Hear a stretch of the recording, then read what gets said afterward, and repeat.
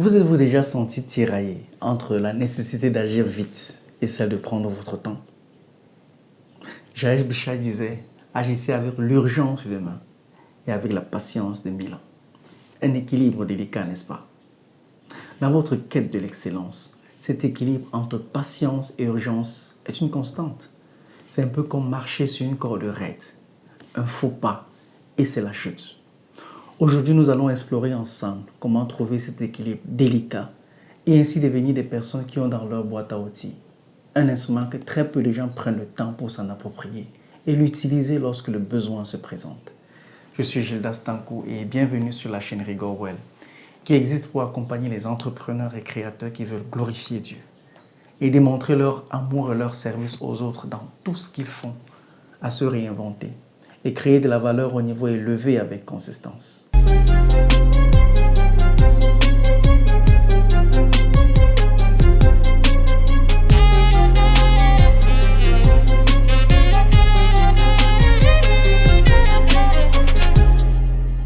Je ne sais pas si c'est nécessaire de le dire, mais l'impatience a un coût. Qui n'a jamais pris une décision impulsive, poussée par l'urgence du moment? Souvent, ces décisions hâtives ont des conséquences inattendues et parfois désastreuses. Rappelez-vous de Manassé, roi de Juda. Sa soif de pouvoir l'a poussé à commettre des atrocités, entraînant la chute de son royaume. Cette soif de pouvoir s'est manifestée par une impatience à consolider son autorité de manière absolue et immédiate. Il n'était pas disposé à attendre que son autorité se consolide naturellement au fil du temps, ni à gagner la loyauté de son peuple par des actes justes et bienveillants, ou même ni à donner à Dieu la possibilité de le bénir. Vous pouvez lire cette histoire en 2 Rois 21, versets 1 à 18. Avant lui, le premier roi d'Israël, Saül, expérimenta cette impatience. Engagé dans une bataille contre les Philistins avec des combattants apeurés et craintifs, il s'engagea à offrir des sacrifices alors que ce n'était pas à lui de le faire, après 7 jours d'attente pour que le sacrificateur Samuel qui en avait la charge arrive. À peine avait-il terminé que Samuel arriva. Et Samuel dit à Saül, « Tu as agi follement. Tu n'as pas gardé le commandement de l'Éternel, ton Dieu, qu'il t'avait ordonné. Car maintenant l'Éternel aurait établi ton règne pour toujours sur Israël. Et maintenant ton règne ne subsistera pas.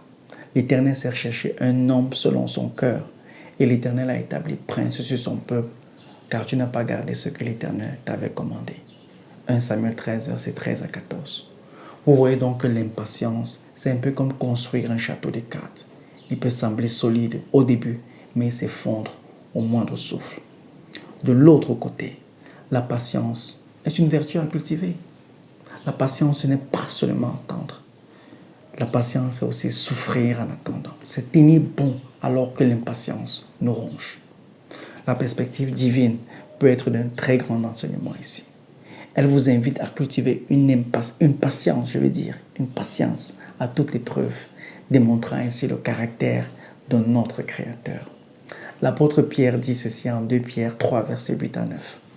Mais il est une chose, bien-aimée, que vous ne devez pas ignorer, c'est que devant le Seigneur, un jour est comme 1000 ans, et 1000 ans sont comme un jour.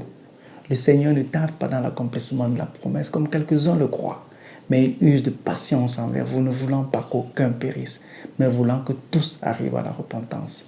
C'est cela le caractère de Dieu. Pourquoi sommes-nous souvent impatients? À cause de la peur, de la fatigue, ou même du zèle excessif. Autant de facteurs qui peuvent nous pousser à agir activement. Il est essentiel de reconnaître ces causes pour mieux les maîtriser. Mais l'impatience est une faiblesse que nous pouvons tous surmonter en trouvant dans chacune des situations que nous traversons un équilibre entre patience et urgence. Pour surmonter ces difficultés, vous devez d'abord vous armer par la compréhension que le bon équilibre est un test de confiance pour les personnes avec lesquelles vous êtes en collaboration. Que la patience prépare à l'urgence. Comme un général qui étudie son ennemi avant de lancer l'assaut, nous devons prendre le temps de préparer nos actions. Et que l'urgence doit être dans une bonne proportion, bien dosée. Une urgence excessive peut mener à la fatigue et à la démotivation. Contrairement à ce que l'on pourrait penser, La patience et l'urgence ne sont pas des opposés, elles sont complémentaires. Jésus lui-même a montré cet équilibre, patient envers ses disciples et urgent dans sa mission d'évangélisation. Mais l'équilibre parfait entre patience et urgence est illusoire. Seul Dieu est capable d'un tel exploit. En tant qu'humain, retrouvez donc la solution. Pour moi, la clé de cet équilibre se trouve dans ce que j'appelle le ratio patience-urgence. Nous devons déterminer le ratio idéal dans chaque situation. C'est un peu comme conduire. Il faut savoir quand accélérer et quand freiner. Ou comme une recette, il faut trouver les bons ingrédients dans les bonnes proportions. Vous n'aurez donc jamais du 100% patience, 100% urgence au même moment. Mais pour chaque situation, grâce à l'expérience que vous développerez avec ce concept, vous choisirez peut-être d'être dans 30% patience, 70% urgence au début d'une initiative, puis 80% patience, 20% urgence lorsque vous avez le meilleur contrôle dans cette situation. Vous devez activer cet art de la gestion du ratio patience-urgence au début de chaque projet, pendant qu'il croit et fait face au challenge jusqu'à sa disparition ou lorsqu'il nécessite une réinvention. Il n'y aura jamais de temps mort. Voici les éléments qui peuvent vous aider à atteindre le bon ratio. La prière. C'est notre ligne directe avec le ciel. Prier pour le bon ratio, c'est comme demander un GPS pour notre vie. Dans la prière, nous apprenons à nous attendre à Dieu et cela nous aide à prendre du recul et à se poser. Le psaume 25, versets 3 à 5 est un bon exemple de ce que la prière peut nous apporter pour nous aider à demeurer dans le bon ratio patience-urgence. Non, aucun de ceux qui s'attendent à toi ne sera confus. Ceux-là seront confus qui agissent perfidement sans cause. Fais-moi connaître tes voies, ô Éternel. Enseigne-moi tes sentiers. Fais-moi marcher dans ta vérité et enseigne-moi, car tu es le Dieu de mon salut. C'est à toi que je m'attends tout le jour. Le deuxième élément, c'est l'étude de la Bible. Les Écritures, la Bible, regorgent d'exemples de leaders qui ont dû faire face à des choix difficiles. En les étudiant, nous pouvons apprendre de leurs erreurs et de leurs succès. Le troisième élément, c'est le mentorat ou le coaching personnel. Un mentor ou un coach peut nous donner des conseils précieux et nous aider à voir les choses sous un angle différent. Le quatrième élément, c'est exercer les fruits de l'esprit. Cela est capital. En le faisant, nous aurons une plus grande confiance en nous et en notre capacité à prendre des décisions et nous serons mieux équipés pour faire face aux défis du leadership. Enfin, il y a la collaboration. N'hésitez pas à demander conseil à vos collègues ou partenaires. Chaque personne a une perspective unique et peut apporter un éclairage nouveau sur une situation. Trouver l'équilibre entre patience et urgence est un défi constant, mais passionnant.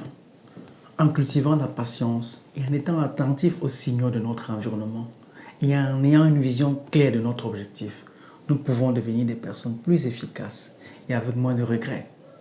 En cherchant la sagesse divine et en collaborant avec les autres, vous serez en mesure de surmonter les déséquilibres dangereux pour bâtir une crédibilité durable à toutes épreuves. Les points clairs à retenir sont les suivants.